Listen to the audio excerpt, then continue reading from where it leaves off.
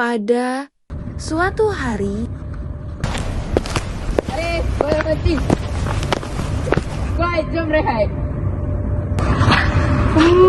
Kayak aku. Tapi aku nak teruskan tak?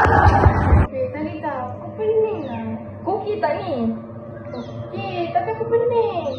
Kau boleh masuk tak kawan ni? Boleh, aku okey je. Sure? Ya. Boleh?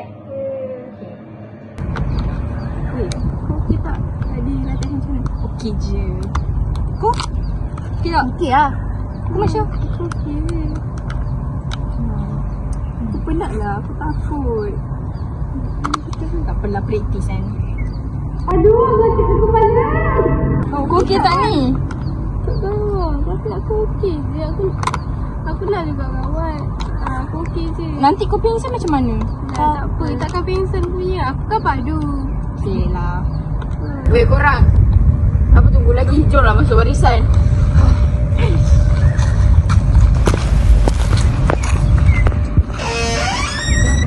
Korang baru apa lagi? Masuklah barisan. Kau okey kan? Ya, aku okey je. Okey, betul boleh buat.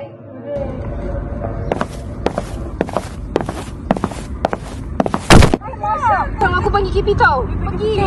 Masya pingsan macam mana ni KP? Okey, kejap saya call. mencari bantuan. Macam mana ni KP? Bantuan lambat datang lah.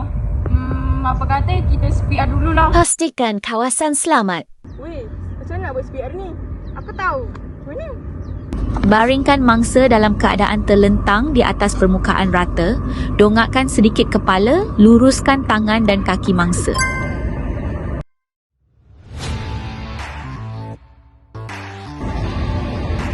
Weh, kau okey tak? Masya. Ya, kau okey tak ni? Apa jadi ni? Tadi kau pingsan tapi nak training. Masya kau haus ke? Haus juga lah. Ni ada air. Minumlah. Terima kasih. Weh, Masya dah bangun. Ya ke? Jom kita pergi. Okey tu. Macam mana boleh pingsan?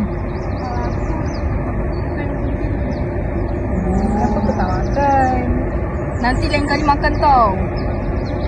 Nanti kan nak kawat macam mana ni? Kita kan nak menang. Mana bertenaga sikit. Masa depan ni. Lepas ni kau makan tau.